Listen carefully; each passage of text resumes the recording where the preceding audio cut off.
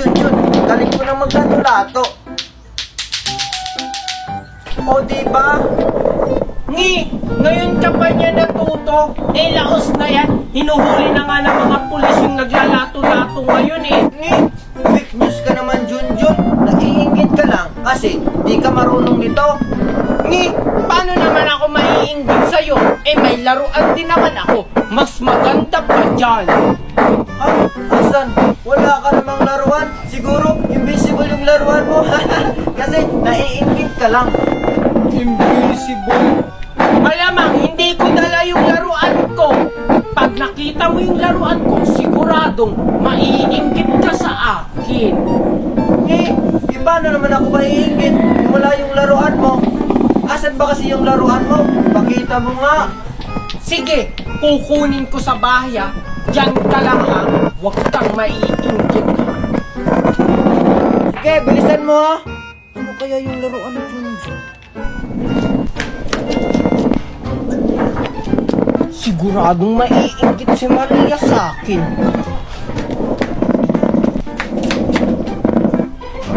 Yasa na yung laruan mo pinagyayabang mo. Tingnan mo. Ang ganda ng laruan ko. Yan lang, water gun. May ganyan din naman ako sa bahay. Hindi naman to water gun. Bubble guns to. Tingnan mo. Bubble gun daw. Wala namang bulang lumalabas. Sira na ata yan. Hindi to sira. Nakalimutan ko lang lagyan bala. Diyan ka lang. Wait ka lang dyan ha. Tingnan mo. Hindi to sira. Diba? Ang daming bubbles na lumalabas. Bili na kayo, lato-lato, mura lang. Mapapumura kayo pag tinamaan. Bili na, lato-lato. Kaya yung bubbles yan. Sige ko na. Wala, Junjun, may nagbibenta ng lato-lato. Di ba sikat yan? Oo nga no.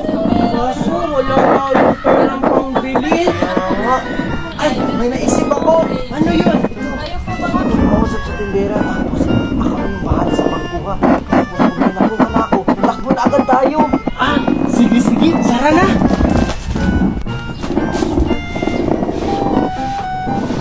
Kayong dalawa, bibili ba kayo? Ate, magkano po yung lato-lato nyo? Ay, mura lang yan. 25 pesos lang yan. Kaya bumili ka na. Ganun po ba? Ate, pwede bang 10 pesos na lang to? Maganda ka naman, ate, Tingnan mo, ang ganda-ganda ni ate.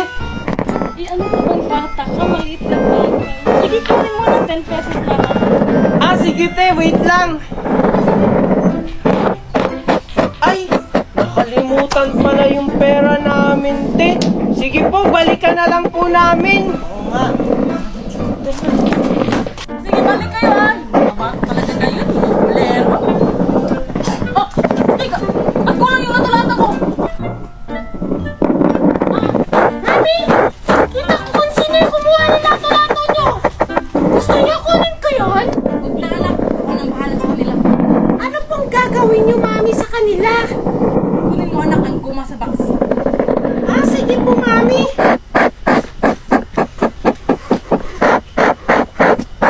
Eto po, Mami, Ito na yung panahon para sa sila.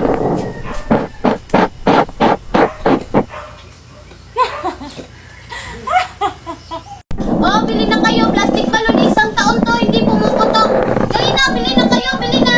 Bili na kayo. Bili na kayo. Plastic balloon. Bili na. May plastic balloon na nagbebenta.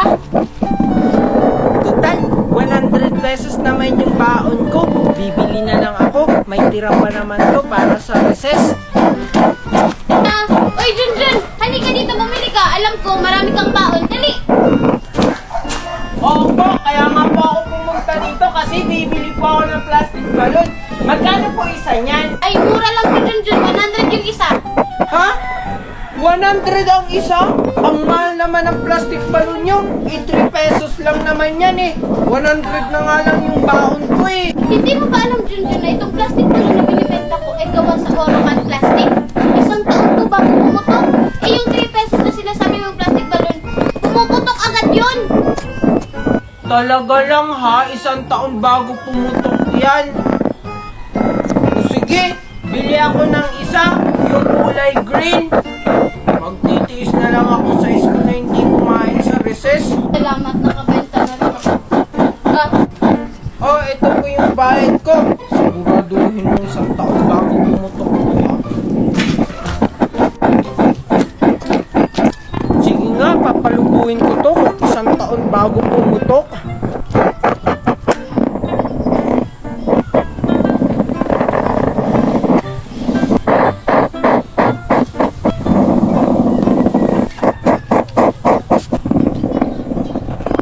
Wow, ang laki!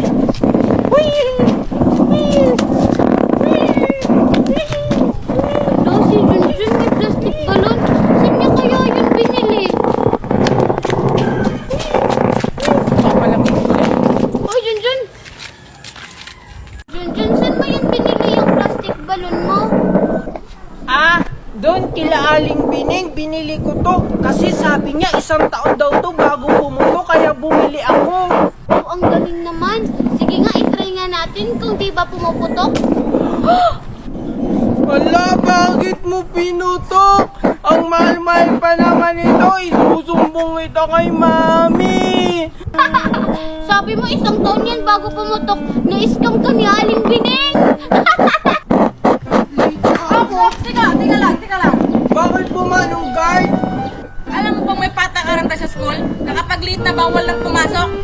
Eh kasi po na-traffic kami sa langit. Tapos nahirapan po si Daddy magpalanding ng airplane dito sa school. Ang liit-liit po kasi ng space. Tapos, ang daming pinadalang baon sa akin ni Mami. Grabe naman yan, papasok ka na ng school, naka-airplane pa. Tsaka ano bang laman ng bag mo? Bakit ang dami-dami mong dala? Ah, ano po? Ano po kasi to? Pera. Sabi ni Mami, ubusin ko daw po ngayon to. Ah, ito po bigay ko na lang po sa inyo to. Ay, salamat Junjun. Ang laki naman ito. Mas malaki pa ito sa sahod ko Sige, pwede ka na pumasok. Sige po, salamat po. Good morning, ma'am. Good morning, classmate. Sorry, I'm late. Wala, late ka na naman, Junjun. Ala, tignan nyo, ang daming dalang pera ni Junjun. Siguro ginawa niya si Twinkle. Oh, Junjun! Late ka na naman! Ay, sorry po, ma'am. Kasi po, na-traffic po kami sa langit. Nag-airplane po kasi kami ni Daddy. Tapos, ang daming pinadala sa akin pera ni Mami. Sabi daw po niya, gastusin ko daw po ng 1 araw lang. Kaya, ipapamigay ko na lang kay classmate at sa inyo po, ma'am. Ano ba, Junjun? Okay, class, continue si Junjun ng good morning. Sige, Junjun, umupo ka na. Wow, talaga. Bait naman ni Junjun. Oo nga, iba talaga pag ginawa si Twinkle. Ay, hindi ko kaya jowa si Twinkle. Ma'am! Yes, may bawal. Nadala po yung parents ni Junjun. Ito po, ma'am. Bawal po kasi sa mga ordinary na upuan. Kailangan daw po gaming chair. Ay, grabe na talaga si Junjun, no? Sensitive na sa mga upuan na ganito. Oo nga, ang arte-arte naman ni Junjun. Naging mayaman lang. Ay, thank you po, Manong Guard.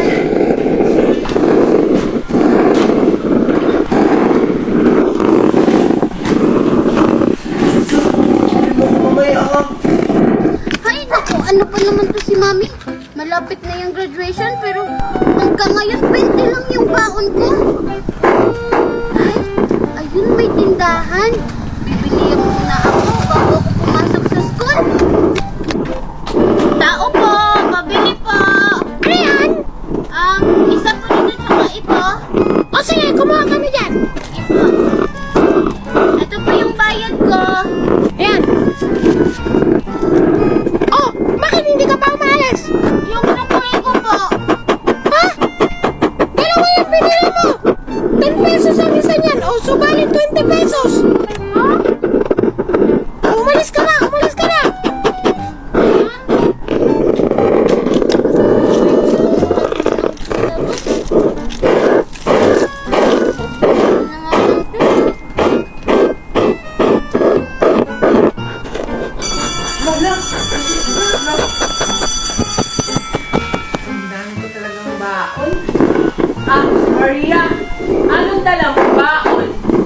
dala kong baon?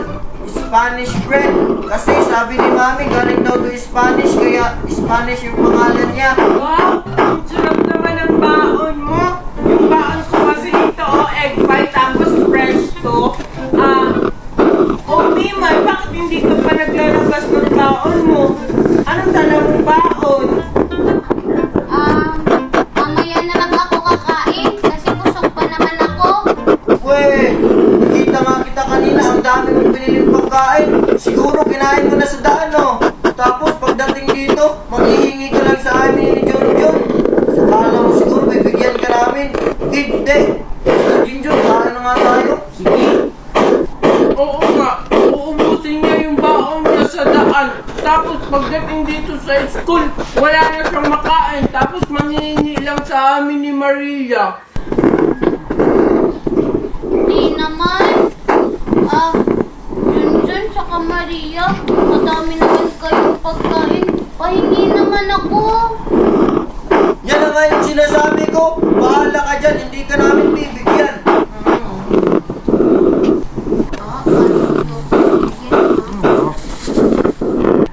Hala, hinaga mo yung pagkain ko. Teacher, si Mima, hinaga yung pagkain ko.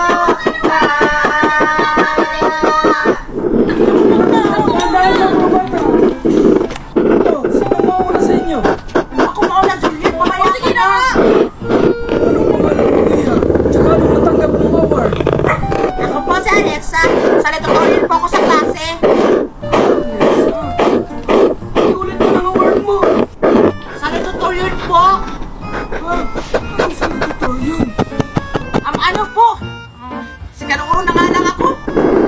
Si Kantono. Ito, para sa'yo. Wow! Thank you po! Ikaw naman din. Anong pangalan mo? Tsaka ano yung award mo? Ako po si Juliet. Tsaka ang award ko po ay Best in Lato-Lato. Ako po yung pinakamagaling maglato-lato sa school. Hindi lang po sa school, pati po sa buong mundo. Nilaban po ako sa iba't ibang bansa at naging first place po ako. Wow, ang galing mo naman. Kung totoo yan, sige nga, sampulan mo nga ako. Sige po.